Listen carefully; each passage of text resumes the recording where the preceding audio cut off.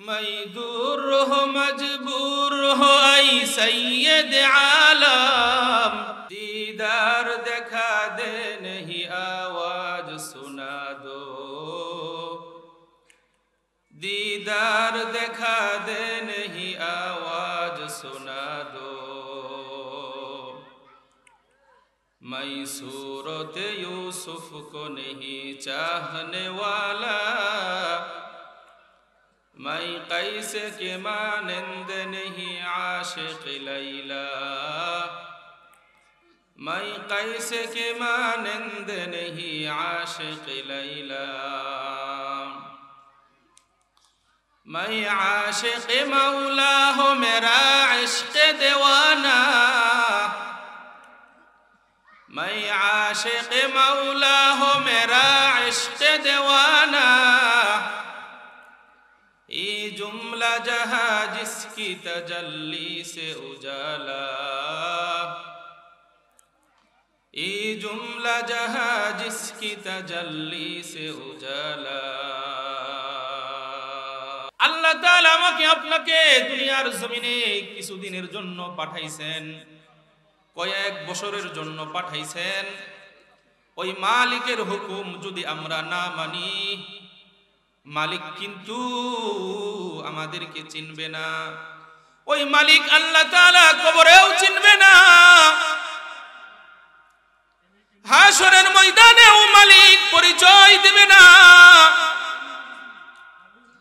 আল্লাহর পয়গম্বর সাল্লাল্লাহু আলাইহি ওয়াসাল্লাম বলেন, যার দুনিয়ার হায়াত হবে যেমন, তার মরণ হবে তেমন। যার হায়াতের জিন্দেগিটা কাটবে ঈমান আর আমল দিয়ে, মালিকের প্রেম আর মালিকের মহব্বত দিয়ে, তার মরণটাও হবে সুন্দর মতো। তার কবরেও থাকবে মালিকের মহব্বত, তার হাশরের ময়দানেও থাকবে মহব্বত। হাশরের ময়দানেও মালিক তাকে চিনবে। এই দুনিয়ার জমিনে যারা মালিকের গোলামি করবে, মালিকের রাস্তায় জীবন দিবে, মালিকের দিন কায়েম করার জন্য কথা বলবে, এই মালিকের জমিনে কোরআনের বিধানের জন্য যারা কায়েম করবে, যারা কথা বলবে, মালিকের দেওয়া শক্তি দিয়ে যারা কথা বলবে, কোরআনের বিধান যেন বাস্তবায়ন হয়, এজন্যই যারা কথা বলবে, হাশরের ময়দানে আল্লাহ তাআলা তাদেরকে পরিচয় দিবে, ও আমার ঈমানদার, ও আমার ঈমানদার। ফামান যুহজিহা আনিন নারি ওয়া উদখিলাল জান্নাতা ফাকাদ ফাজ। ও ঈমানদার, তুমি তো দুনিয়ার জমিনে তোমার মালিককে চিনছো, তোমার মালিকের কথা মতো আমল করছো, তোমার মালিকের নামে জিকির করেছো, তোমার মালিকের রাস্তায় শক্তি দিয়েছো, তোমার মালিকের হুকুম যেন দুনিয়ার জমিনে বাস্তবায়ন হয়, কায়েম হয়, এই জন্যই তুমি কথা বলেছো। আজকে আমি আল্লাহ তাআলা তোমাকে আমার বন্ধু বলে ডাক দিলাম। শুধু তাই নয়, ফামান যুহজিহা আনিন নারি ওয়া উদখিলাল জান্নাতা ফাকাদ ফাজ। আজকে তুমি জাহান্নামের আগুন থেকে মুক্তি পেয়েছো এবং আমি আল্লাহ তাআলা তোমাকে জান্নাতে প্রবেশ করার মতো অনুমতি দিয়ে দিলাম। বন্ধুগণ, ওই মালিককে চিনতে হবে। এই জন্যই তো কবি বলেন, দুনিয়া হলো আমল করার জায়গা, কবর হলো আরাম করার জায়গা, আর জান্নাত হলো ভোগ করার জায়গা। জোরে বলেন সুবহানাল্লাহ।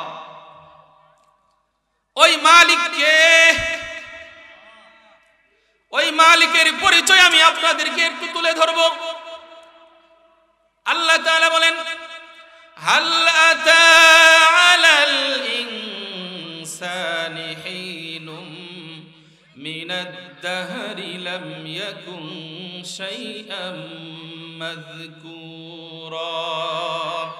আল্লাহ বলেন, ওরে বান্দা, তুমি আজকে দুনিয়ার জমিনে বন্ধু পায়ে, স্ত্রী পায়ে, মা পায়ে, বাবা পায়ে, চাকরি পায়ে তুমি আজকে আমি আল্লাহকে ভুলে গেছো। আজান হলে মসজিদে যাও না, আল্লাহর নামের জিকির করো না, আল্লাহর নামে জিহাদ করো না। ওরে বান্দা, এমন একটা সময় ছিল তুমি তো কোনো কিছুই ছিলে না। কি বলেন? লাম ইয়াকুন শাইআম মাযকুরা। বান্দা তুমি তো কোনো কিছুই ছিলে না। ওরে বান্দা, তুমি তো কোনো কিছুই ছিলে না। ইন্না খালাকনাল ইনসানা মিন নুতফাতিন আমশাজিন নাবতালিহি ফাজআলনাহু সামিআম বাসীরা। ওরে বান্দা, তুমি তো কোনো কিছুই ছিলে না, আমি আল্লাহ তাআলা তোমাকে সৃষ্টি করলাম। আমার মানিকগঞ্জের মা বোনেরা, আমার সামনে যুবক ভাইরা, বুড়া বাবারা, ভালো করে কথাগুলো খেয়াল করে শুনুন। আল্লাহ বলেন, তোমার মালিককে তুমি চিনো, তারপরে কবরে যাও। কবরটা তোমার জন্য জান্নাতের বাগান হয়ে যাবে। কবরে তোমার কোনো ভয় থাকবে না, কোনো চিন্তা থাকবে না। আমাদের মালিক আমাদেরকে বানাইছেন। এরপরে মালিক আল্লাহ তাআলা ডাক দিয়ে বলেন, ও মানুষ, ইয়া আইয়ুহাল ইনসান মা গররাকা বিরাব্বিকাল কারীম আল্লাযী খলাকাকা ফাসাওয়াকা ফাআদালাক ফি আইয়ি সূরাতিন মা শাআ রাক্কাবাক। আল্লাহ তাআলা ডাক দিয়ে বলেন, ওরে বান্দা, তুমি কিছুই ছিলে না, আমি আল্লাহ তাআলা তোমাকে বানাইছি। এরপরেও তুমি কেন তোমার মালিকের ইবাদত করতেছ না? এরপরেও কেন তুমি তোমার মালিককে চিন্তাছ না? তোমার মালিককে কেন তুমি চিন্তাছ না? আল্লাহ তাআলা অন্য আয়াতে বলেন, আলাম নাজআল লাহু আইনাইন ওয়া লিসানান ওয়া শাফাতাইন ওয়া হাদাইনাহুন নাজদাইন। আল্লাহ তাআলা বলেন, ওরে বান্দা, তোমার নিজের দিকে তাকায় দেখো, আমি আল্লাহ তাআলা কত সুন্দর করে তোমাকে বানাইছি। বান্দা, আমি আল্লাহ তাআলা তোমাকে জবান দিয়েছি, আমি আল্লাহ তাআলা তোমাকে চক্ষু দিয়েছি। বান্দা, তোমার শরীরে কোনো শক্তি ছিল না, আমি আল্লাহ তাআলা তোমাকে শক্তি দিয়েছি।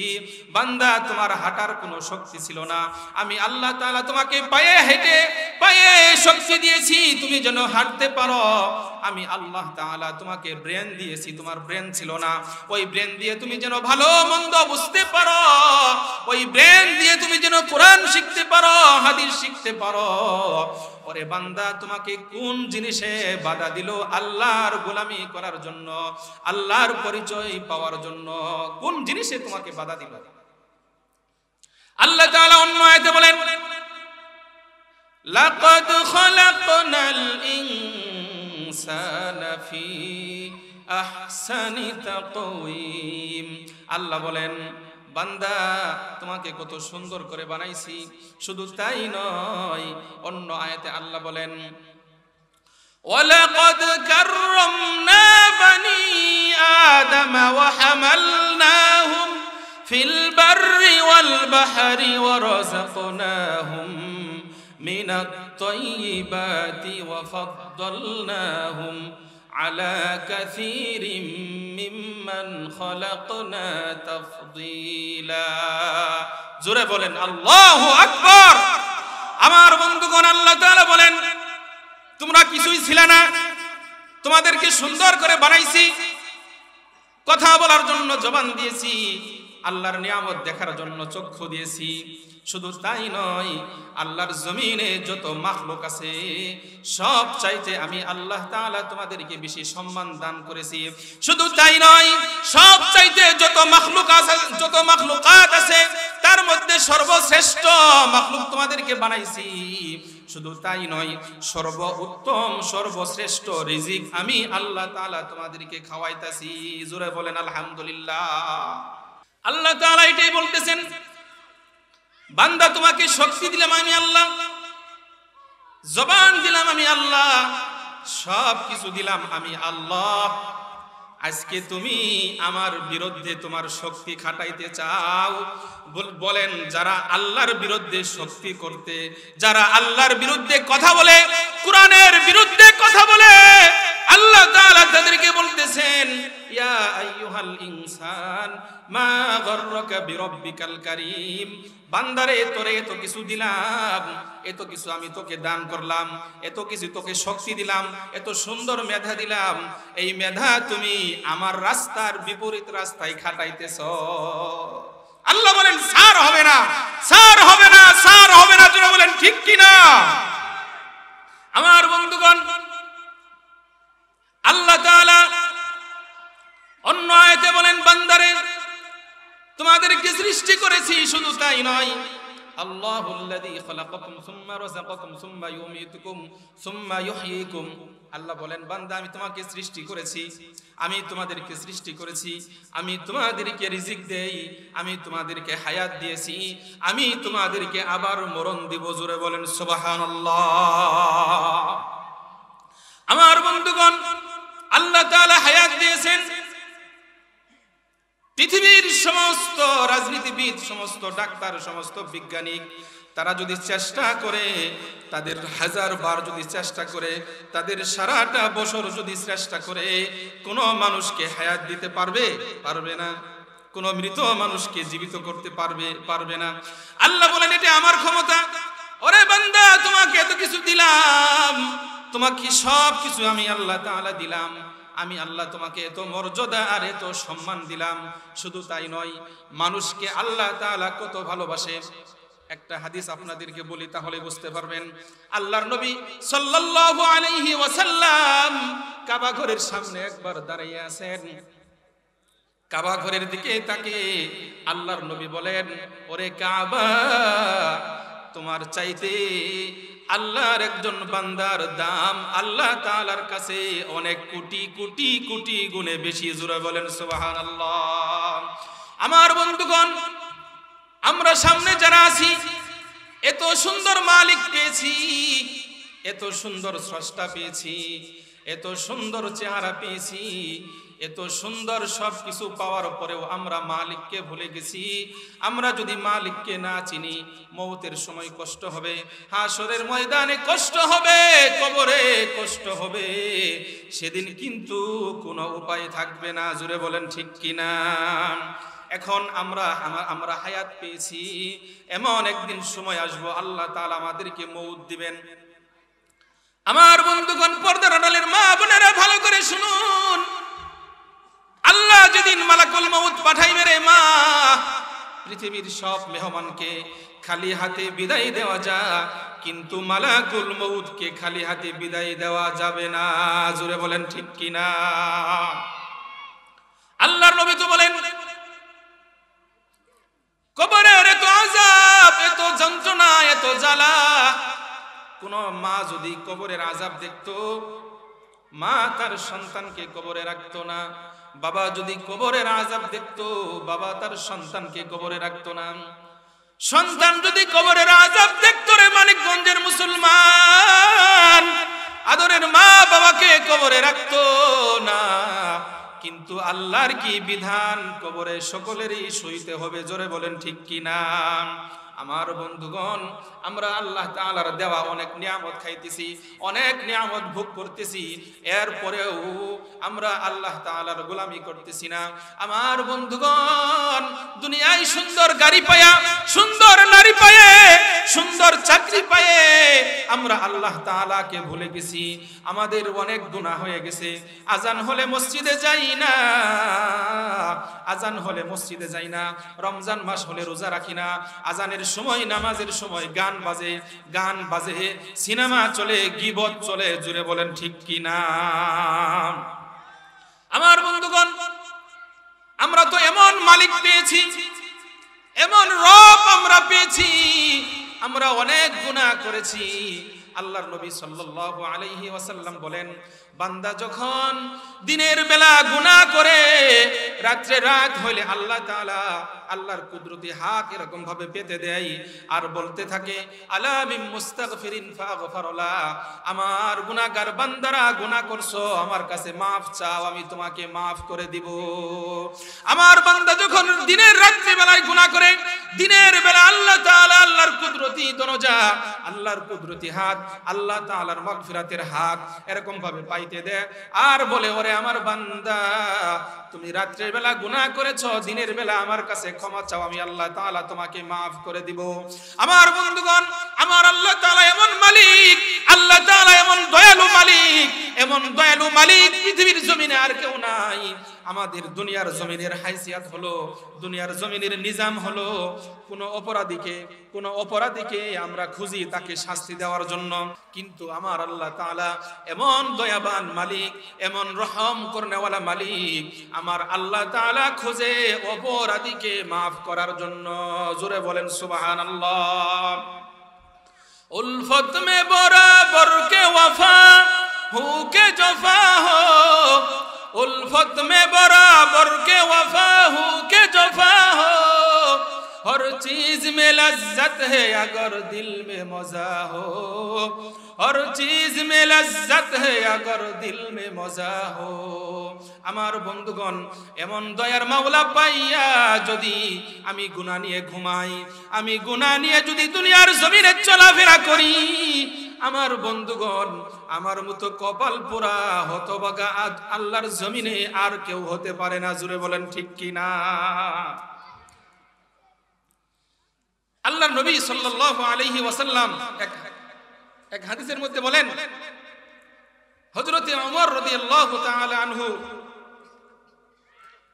রাস্তা দিয়ে যাইতেছে, নবীজির দরবারে যাবে।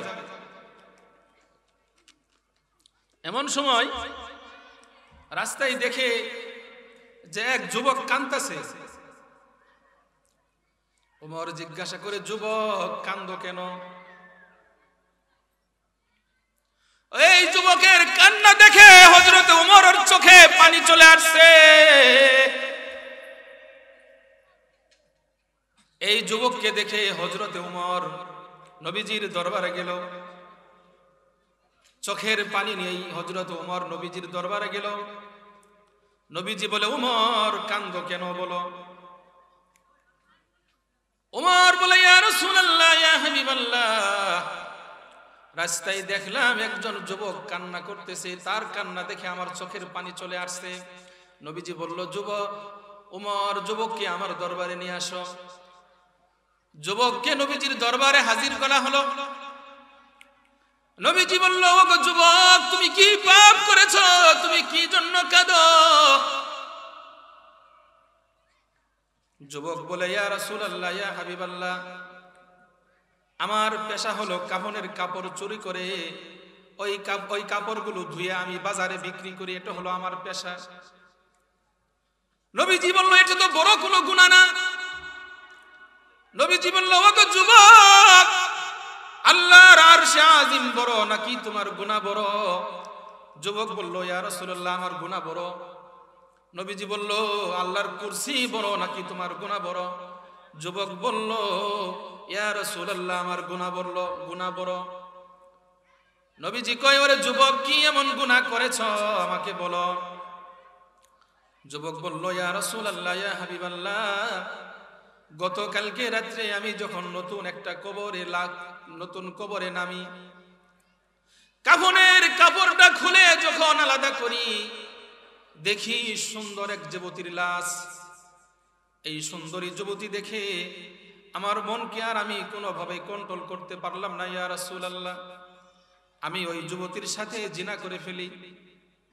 ওগো আল্লাহর পয়গম্বর, জিনা করার শেষে আমি যখন কবর থেকে উঠি, মহিলার মতো কবর থেকে কে জানি আওয়াজ দিচ্ছে। নবীজি, আমার মনে হয় ওই যুবতী আমাকে আওয়াজ দিচ্ছে আর বলতেছে, ওগো যুবক, আমার প্রতিবেশী, আমার আত্মীয় স্বজন আমাকে পাক পবিত্র বানায়া অন্ধকার কবরে ধুয়ে গেছে। লাখো কোটি কোটি মুর্দার সামনে তুমি আমাকে নাপাক বানায়ে কেন ধুয়ে গেলা? হাসরের ময়দানে মালিকের সামনে নাপাক শরীর নিয়ে আমি কেমনে দাঁড়াবো?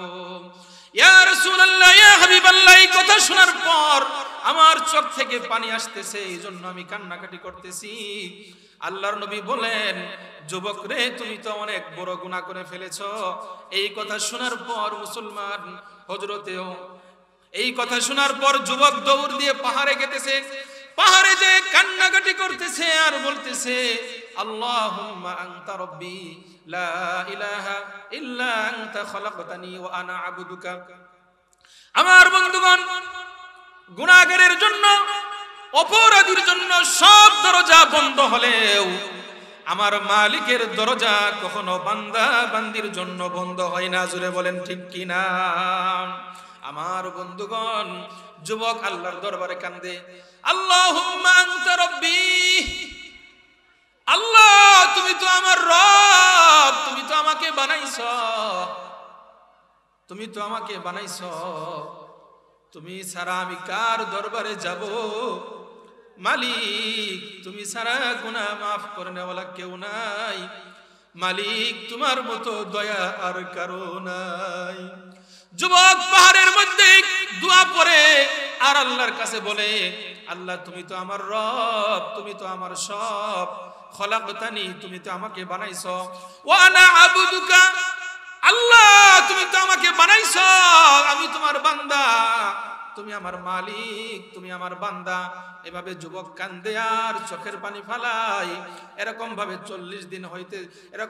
40 দিন পর্যন্ত যুবক কান্দে, পাহাড়ের মধ্যে কান্দে আর বলে, আল্লাহ আমাকে তুমি মাফ করে দাও, জাহান্নামের আগুন আমি সইতে পারবো না, কারণ আমারও একদিন মরণ আছে। জুড়ে বলেন ঠিক কিনা?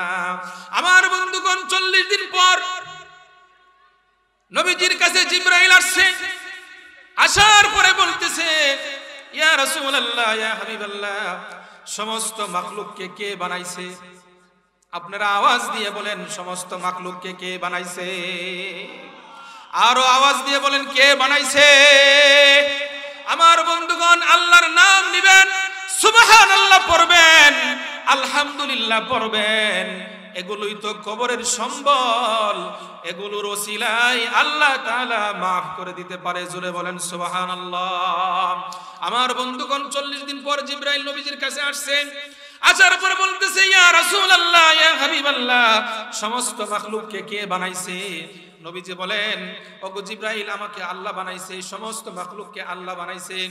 এরপরে প্রশ্ন করলো, ওগো নবীজি, সমস্ত মাখলুককে কে রিজিক দেয়? নবীজি বললেন, আমাকে আল্লাহ রিজিক দেয়, সমস্ত মাখলুককে আল্লাহ রিজিক দেয়। এরপরে জিবরাইল বলতেছে, ওগো পয়গম্বর, এবার জানতে চাই সবাইকে কে মাফ করে? জোরে বলেন, কে মাফ করে? জিবরাইল বলেন, সবাইকে কে মাফ করে?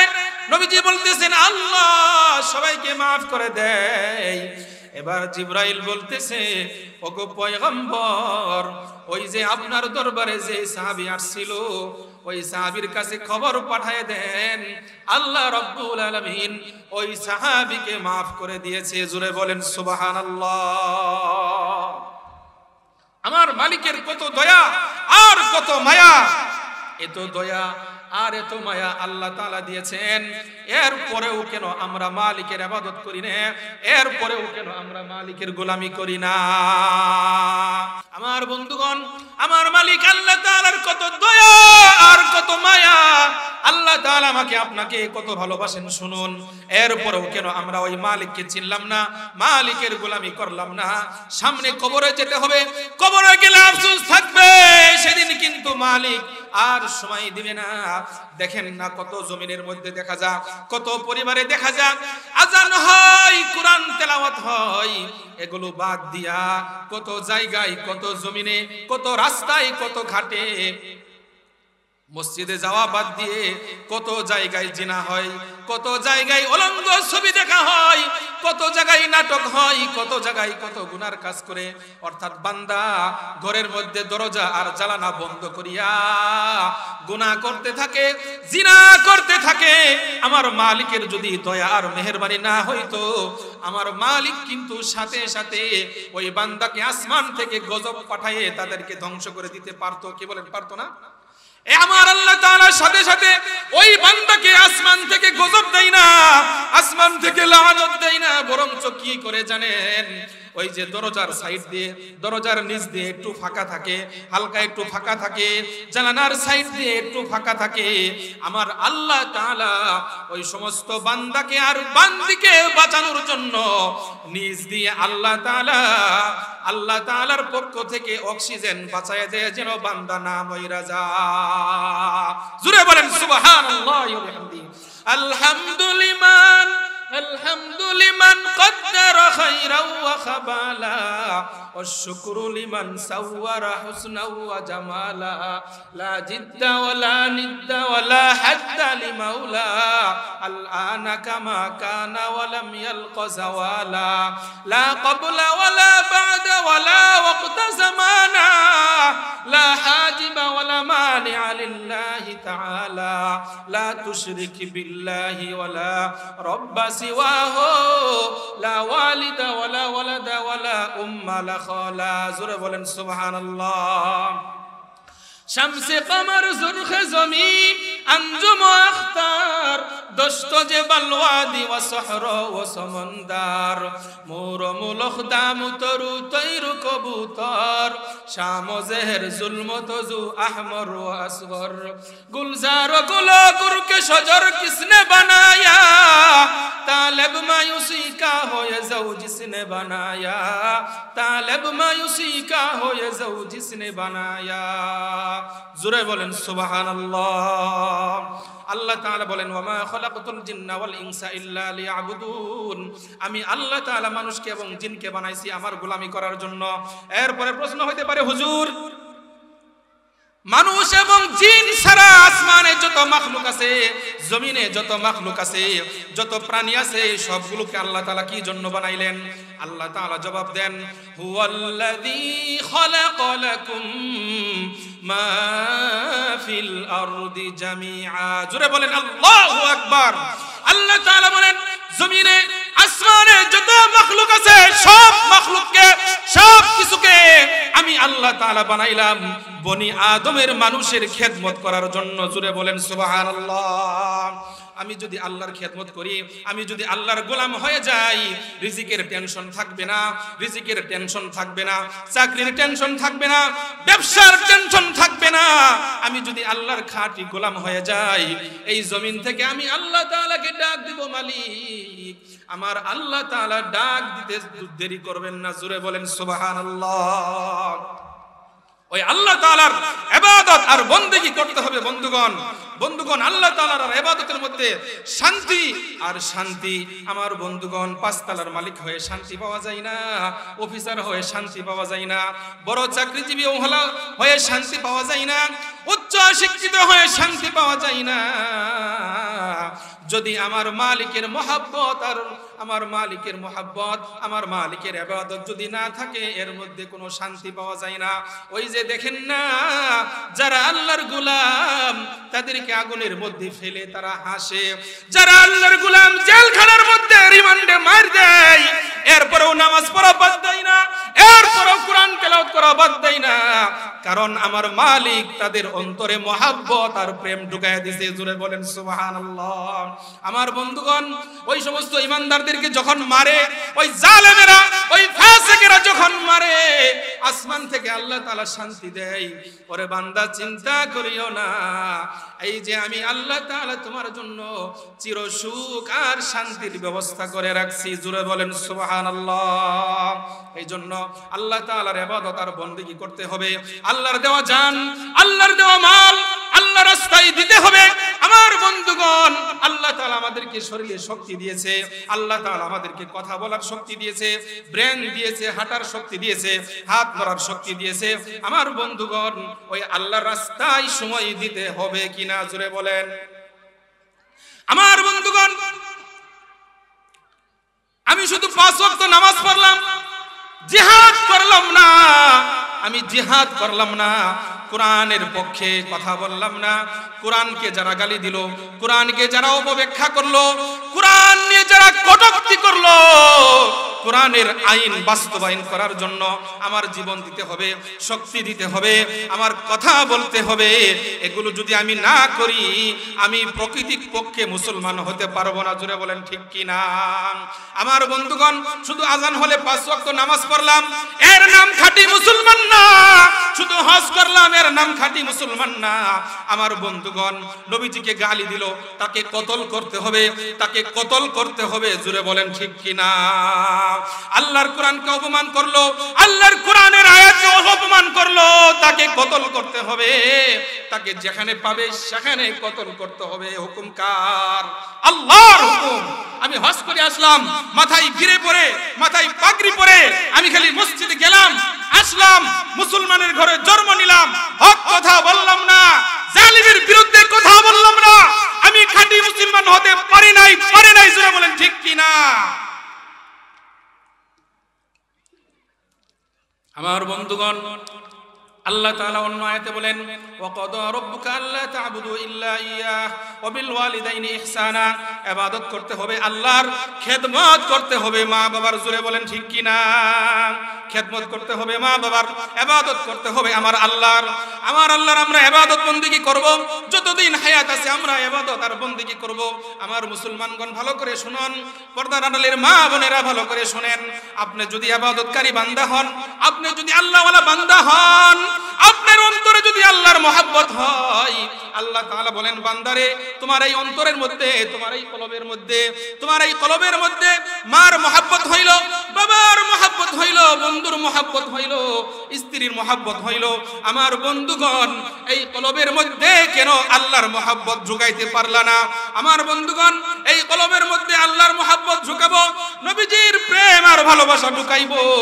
এমন ভাবে আমরা ইবাদত আর বندگی করব। এরকম ভাবে যদি ইবাদত আর বندگی করতে পারি, মরণের সময় আল্লাহ তাআলা আসমান থেকে লাখো লাখো ফেরেশতা আল্লাহ রাব্বুল আলামিন আমার সামনে পাঠায় দেবে। জোরে বলেন সুবহানাল্লাহ। আমার বন্ধুগণ, একজন ইমানদারের, একজন ইবাদতকারী বান্দার মরণ যখন হয়, বান্দা তো শুয়ে থাকে, এমন সময় বান্দার চোখের দৃষ্টি যত দূর পর্যন্ত যা, তত দূর পর্যন্ত রহমতের আর শান্তির ফেরেশতা আল্লাহ তাআলা পাঠায় থাকে, পাঠায় দেয়।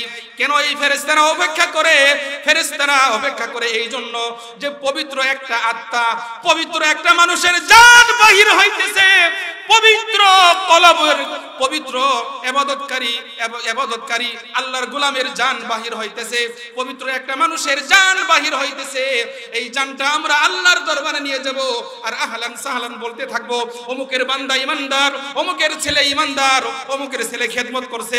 আয় আল্লাহ, আজকে ওই ব্যক্তির জানটা তোমার দরবারে আমরা নিয়ে আসছি, তোমার বান্দাকে কবরে আযাব দিতে পারবে না। জোরে বলেন সুবহানাল্লাহ।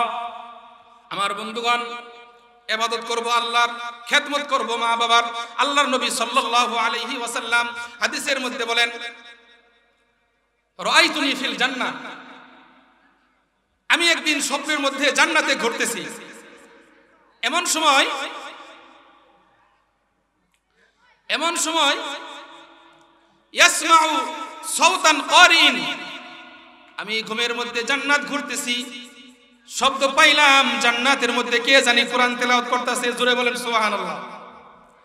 স্বপ্নে দেখি জান্নাতের মধ্যে ঘুরতেছি, এমন সময় শব্দ পাইলাম কে জানি জান্নাতের মধ্যে বসে বসে কোরআন তেলাওয়াত করতেছে। নবীজি বললেন, আমি বললাম কে জান্নাতের মধ্যে বসে বসে কোরআন তেলাওয়াত করতেছে? উত্তর আসলো, হারেসা ইবনে নুআমান।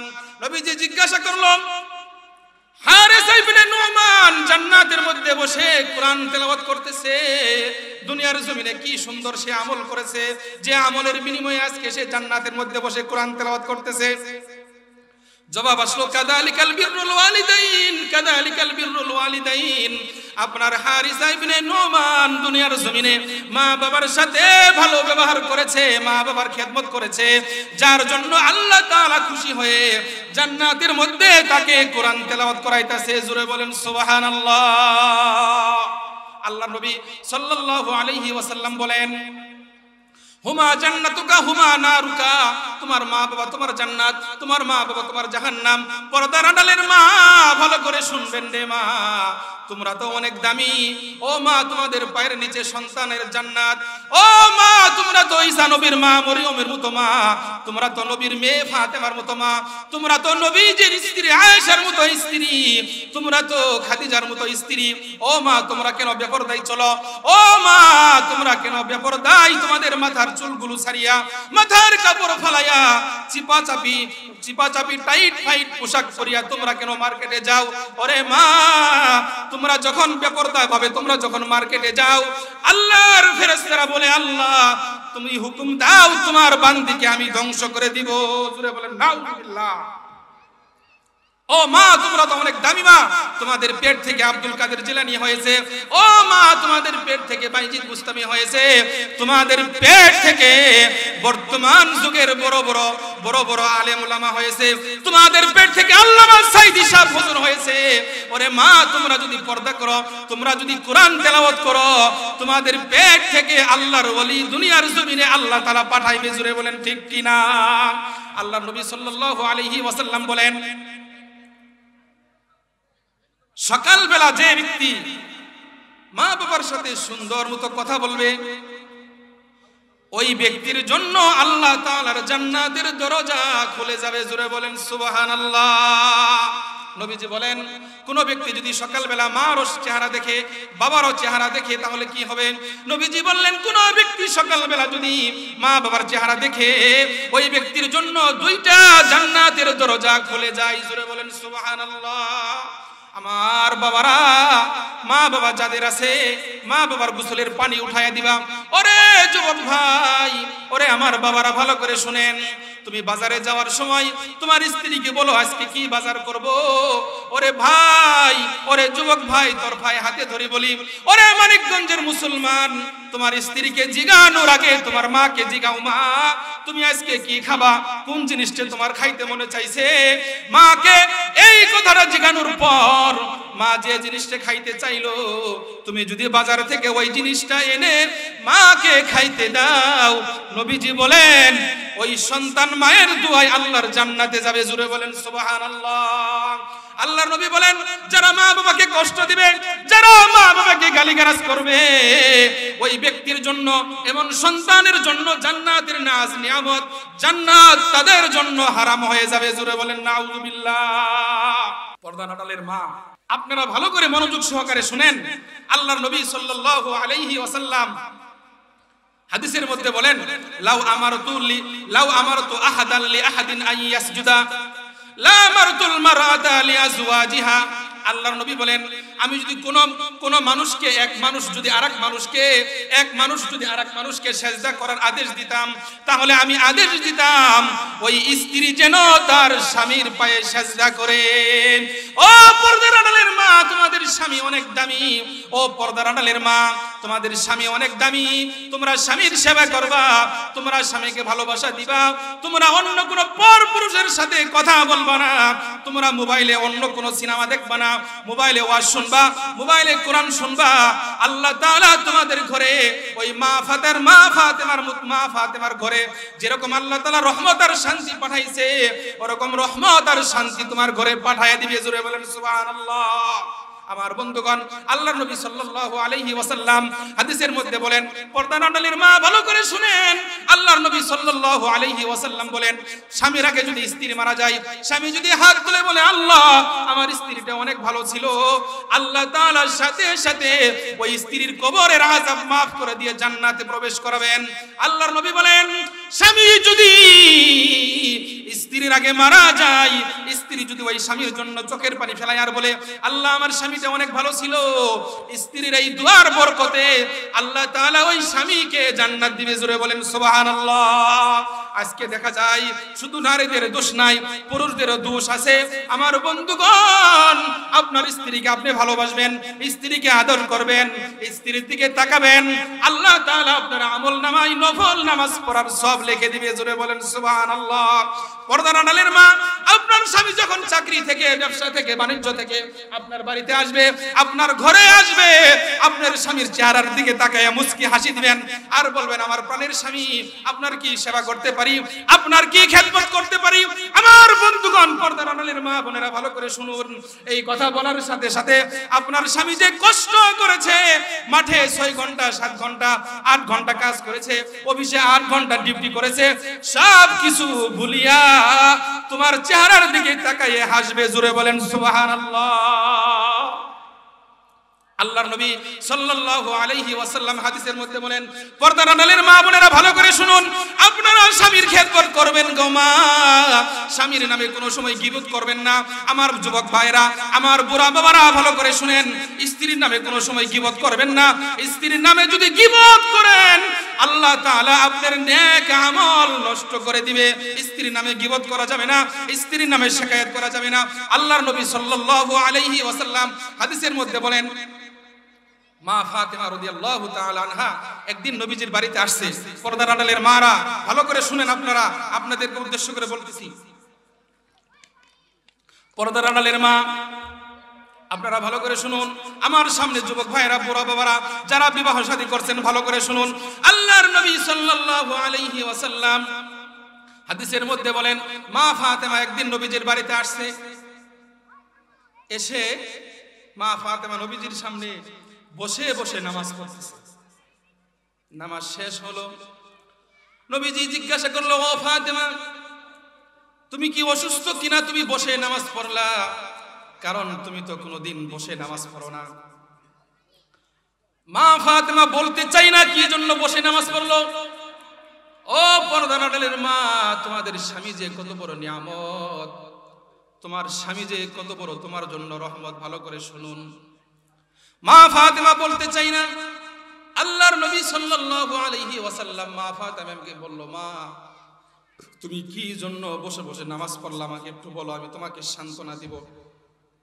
আল্লাহর নবী সাল্লাল্লাহু আলাইহি ওয়াসাল্লাম এই কথা বলার পর মা ফাতেমা বলল, ইয়া রাসূলুল্লাহ, ইয়া হাবিবাল্লাহ, এই যে আমার একটা জামা, আমার জামার পিছনে একটু ছিঁড়া আছে, আমি যদি দাঁড়িয়ে নামাজ পড়ি, আপনি এই ছিঁড়া কাপড়টা দেখবেন আর বলবেন, আমার মেয়ে মনে হয় আলীর সংসারে কষ্ট করতেছে। ইয়া রাসূলুল্লাহ, ইয়া হাবিবাল্লাহ, আমার স্বামীর প্রতি আপনার মন খারাপ হয়ে যাবে যে আমার মেয়েকে আলী মনে হয় কষ্ট দিতেছে, ছিঁড়া জামা পরায়া রাখছে।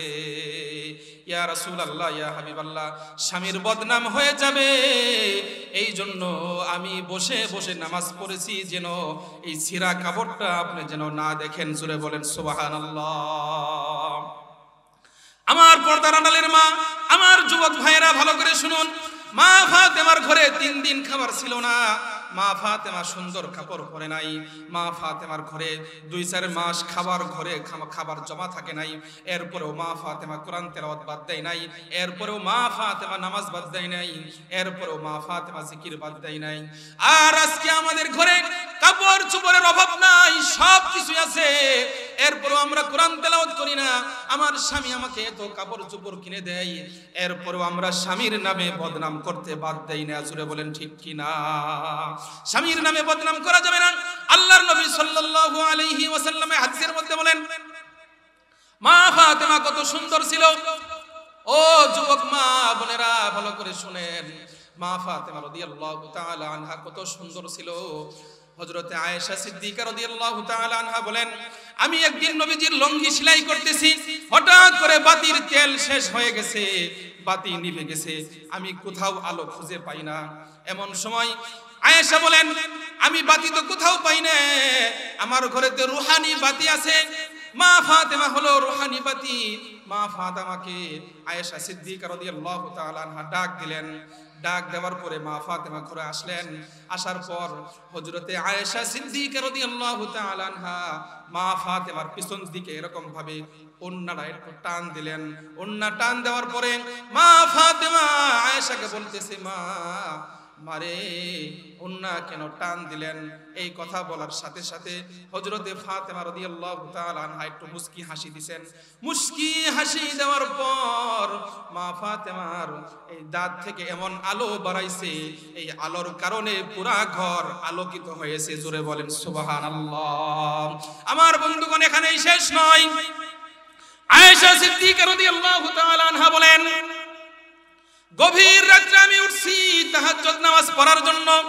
এমন সময় আমি দেখি আমার ঘরের মধ্যে আলো। এটা কোন আলো? ওই যে মা ফাতেমা হাসছিল, হাসার কারণে যে আলো বাহির হইছে, ওই আলোর কারণে এখনো আমার ঘরটা আলোকিত হয়ে আছে। জোরে বলেন সুবহানাল্লাহ। আমার যুবক ভাইরা ভালো করে শুনুন, আমার যুবক ভাইরা ভালো করে বুঝুন। সাহাবায়ে কেরামদের অভ্যাস ছিল সামি'না ওয়া আতা'না। সাহাবায়ে কেরামদের অভ্যাস ছিল কোরআন হাদিসের কথা শুনছে, জিন্দেগি ভর আমল করছে। আর আজকে আমাদের অভ্যাস, আমরা শুনি আমল করি না, তাহলে তো সব পাবো না। আমলের নিয়ত শুনুন। আশরাফ আলী থানভী রাহমাতুল্লাহি আলাইহি বলেন, যারা মা বাবার সেবা করবে আল্লাহ রাব্বুল আলামিন খুশি হয়ে তাদেরকে দুনিয়ার জমিনে 5টা পুরস্কার দিবে। কয়টা পুরস্কার? মা বাবার খেদমত করবেন তো? খেদমত করার নিয়তে যদি শুনেন তাহলে আমি বলবো, পর্দার আড়ালের মা ভালো করে শুনেন। আল্লাহর নবী সাল্লাল্লাহু আলাইহি ওয়াসাল্লাম সাহাবায়ে কেরামদেরকে বলছেন, সাহাবায়ে কেরামরা আমল করার নিয়ত শুনছে, আপনারাও আমল করার নিয়ত শুনবেন। আর যারা কাফের, সামি'না ওয়া আসাইনা, ওরা আমল করার নিয়তে তারা শুনে নাই, আমল করার নিয়তে তারা শুনে নাই। তারা এক কান দিয়ে শুনছে আর এক কান দিয়ে বাহির করে দিয়েছে। এই জন্যই তো তারা হেদায়েত পায় নাই। আশরাফ আলী থানভী রাহমাতুল্লাহি আলাইহি বলেন, যারা মা বাবার খেদমত করবে 5টা পুরস্কার আল্লাহ তাআলা তাদেরকে দুনিয়াতে দিবেন। 1 নাম্বার পুরস্কার হলো আল্লাহ তাআলা তাদেরকে দুনিয়ার জমিনে হায়াত বাড়ায় দিবেন। জোরে বলেন সুবহানাল্লাহ। আর আওয়াজ করে বলেন সুবহানাল্লাহ। দেখেন না, আমি আর আপনি যখন মায়ের গর্ভ থেকে হইছি, 10 দিন পরে হোক, 1 মাস পরে হোক, 3 দিন পরে হোক, আমার কোনো নানি, আমার কোনো মামা আমাকে যখন দেখতে আসছে, আসার পর হাতে 150-20 টাকা হলো টাকা দিছে। আমার মা কি বলে জানেননি? আমার মা বলে, ওরে ভাই, ওরে বাবা, আমার সন্তানকে টাকা দিছো কেন? আমার সন্তানের জন্য দোয়া করো, আমার সন্তানকে আল্লাহ যেন বাঁচায় রাখে। জোরে বলেন সুবহানাল্লাহ।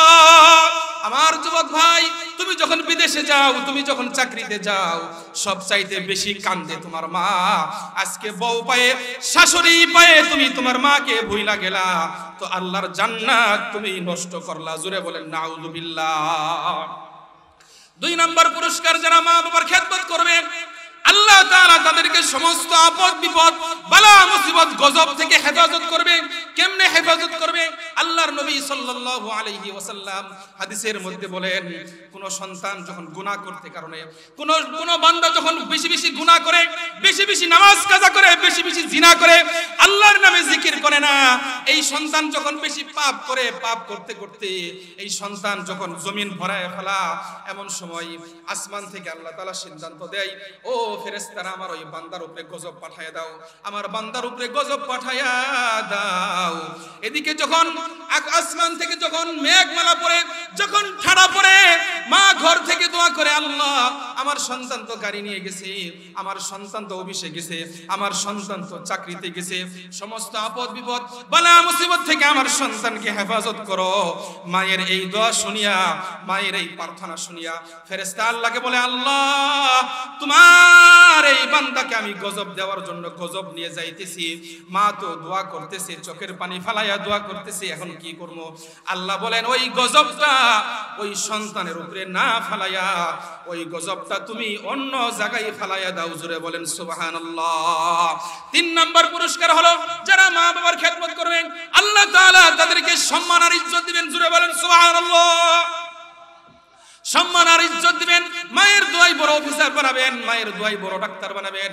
আমার বন্ধুগণ, আপনি কামাই করা শিখছেন, মাকে খাওয়ান, মাকে ভালোবাসেন, মাকে সবচেয়ে দামি পোশাকটা কিনে দেন, আমার আল্লাহ খুশি হবে। মা দোয়া করবে, মায়ের দোয়াই আল্লাহ তাআলা তোমার চাকরির মধ্যে তোমার ধন দৌলত আরো বাড়ায় দিবে। জোরে বলেন সুবহানাল্লাহ। 4 নাম্বার পুরস্কার হলো, সন্তান যখন মায়ের চেহারার দিকে তাকায় থাকে, যতবার চাবে ততবার আল্লাহ তাআলা এই সন্তানকে উমরা হজের সওয়াব লিখে দিবে। জোরে বলেন সুবহানাল্লাহ।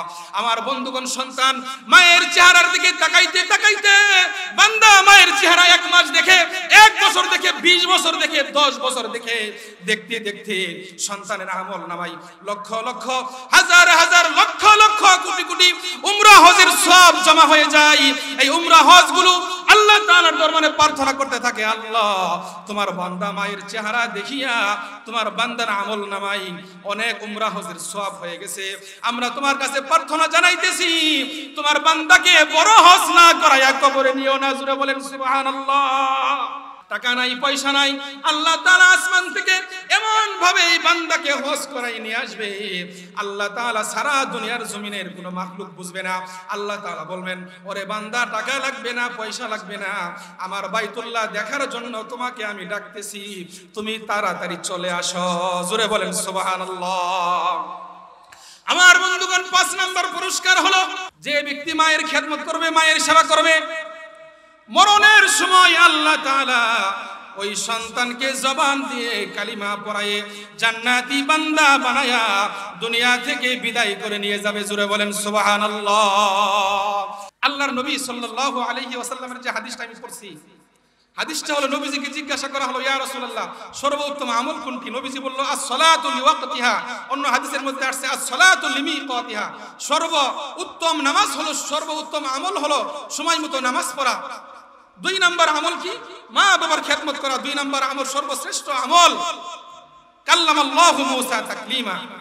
হযরতে মূসা আলাইহিস সালাম আল্লাহর সাথে কথা বলেন তুর পাহাড়ে যায়। এমন সময় আল্লাহ বলেন, মূসা, তোমার মধ্যে আর আমার মধ্যে কতটুকু দূরত্ব তুমি জানো কিনা? মূসা বললেন, আল্লাহ তুমি তো পাহাড়ের উপরে, আমি নিচে। আল্লাহ বললেন, না না না মূসা রে, না, তোমার মধ্যে আর আমার মধ্যে 70,000 নূরের পর্দা রয়েছে, আর এক একটা পর্দার দূরত্ব হলো 1 বছরের রাস্তা। জুড়ে বলেন সুবহানাল্লাহ। মূসা আলাইহিস সালাম আল্লাহ তাআলাকে জিজ্ঞাসা করলেন, আল্লাহ এই 70,000 নূরের পর্দা উঠায়া, 70,000 নূরের পর্দা সরায়া আপনি কি আপনার কোন বান্দার সাথে দেখা করবেন? কহ, মূসা দেখা করব কোন সময়? আমি একজন নবী পাঠাবো যার নাম হলো মুহাম্মদ। সকলেই পড়েন সাল্লাল্লাহু আলাইহি ওয়াসাল্লাম। আমার বন্ধুর উম্মতেরা আযান শুনিয়া ওযু করিয়া মসজিদে যায় কোরআন তেলাওয়াত করিয়া, মসজিদে যায় কোরআন তেলাওয়াত করিয়া রুকু সাজদা যখন করবে, আমার বান্দা যখন সাজদায় চলে যায়, যখন বলবে সুবহানা রাব্বিয়াল আ'লা, আমার বান্দা যখন এরকম ভাবে সুবহানা রাব্বিয়াল আ'লা বলে ডাক দিবে, 70,000 নূরের ফেরেশতা সরায়া আমি পালের নিচে আমি বিছায়া দিব। জোরে বলেন সুবহানাল্লাহ। নামাজ পড়বেন তো? নামাজ পড়লে আল্লাহ জান্নাত দিবে, আল্লাহ খুশি হবে। আরেকটা কথা, আপনারা সন্তানকে আলেম বানাবেন, সন্তানকে হাফেজ বানাবেন। সন্তানকে হাফেজ বানাইলে, আলেম বানাইলে কি ফায়দা শুনুন। হাশরের ময়দানে হযরত আদম আলাইহিস সালাম থেকে শুরু করে আমাদের নবী পর্যন্ত সমস্ত নবীজি হাশরের ময়দানে উপস্থিত থাকবে, সমস্ত পীর পয়গম্বর উপস্থিত থাকবে। কোটি কোটি মানুষের সামনে হাফেজের মাকে এবং বাবাকে আল্লাহ তাআলা নূরের টুপি পরায়া দিবে। জোরে বলেন সুবহানাল্লাহ। বন্ধুগণ, তাহলে হাফেজের মা বাবাকে যদি আল্লাহ তাআলা এত সম্মান আর ইজ্জত দান করেন, হাফেজকে কি দিবে? আল্লাহ নবী বলেন, ইকরা ওয়ারতাকি ওয়ারাতিল কামা কুনতা তুরাতিলু ফিদ দুনিয়া। একটা করে আয়াত তেলাওয়াত করো আর জান্নাতের এক একটা করে তালার উপরে উঠো। 6666টা আয়াত তেলাওয়াত করবে আর 6666 তালার উপরে থাকবে। এবার নবীজির সাহাবী জিজ্ঞাসা করলো, ইয়া রাসূলুল্লাহ, ইয়া হাবিবাল্লাহ, তাহলে হাফেজে কোরআন কোন জান্নাতের মধ্যে কতদিন থাকবে? আল্লাহর নবী উত্তর দিলেন, আল্লাহ যতদিন থাকবে ততদিন হাফেজে কোরআন বা হাফেজে কোরআনরা জান্নাতের মধ্যে চিরস্থায়ী থাকবে। জোরে বলেন সুবহানাল্লাহ। কবি বলেন, হাফেজেরই মা বাবা কত ভাগ্যবান, রোজ হাসরে মাথায় হবে তাজ পরিধান। হাসরেরই ময়দানেতে হবে হাহাকার, সেই মুহূর্তে দেখবে সবাই কিনা চমৎকার। প্রশ্ন হবে মুকুট মাথায় কে বা কাহারা, প্রশ্ন হবে মুকুট মাথায় কে বা কাহারা, জবাব হবে হাফেজেরই মা বাবা তারা, জবাব হবে হাফেজেরই মা বাবা তারা। জোরে বলেন সুবহানাল্লাহ। আল্লাহ আমাদের সবাইকে যে কথাগুলো বললাম শুনলাম আমল করার তৌফিক দান করুক, সকলকে কোরআন তেলাওয়াত করার তৌফিক দান করুক, সকলকে কোরআনের হাফেজ হিসেবে হাফেজের মা বাবা হিসেবে কবুল করুক, পর্দার আড়ালের মাদেরকে মা ফাতেমার মতো আমল করার তৌফিক দান করুক, মা খাদিজার মতো আমল করার তৌফিক দান করুক। সকলেই পড়ি আল্লাহুম্মা আমিন।